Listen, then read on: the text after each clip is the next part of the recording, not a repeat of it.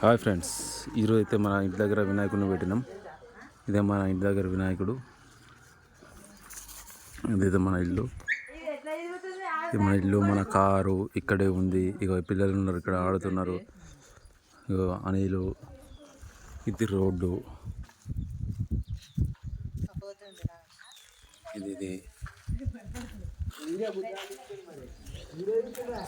ఇది ఇది మన వినాయకుడు, మట్టి వినాయకుడు.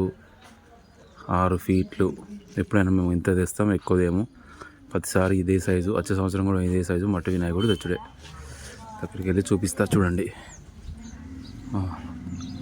మా వాళ్ళందరికీ మట్టి వినాయకుడే కావాలి కాబట్టి మట్టి వినాయకుడే. నీళ్ళలో వేసినా కానీ మట్టి కరిగిపోతుంది కదా, అలా అందుకని చెప్పేసి.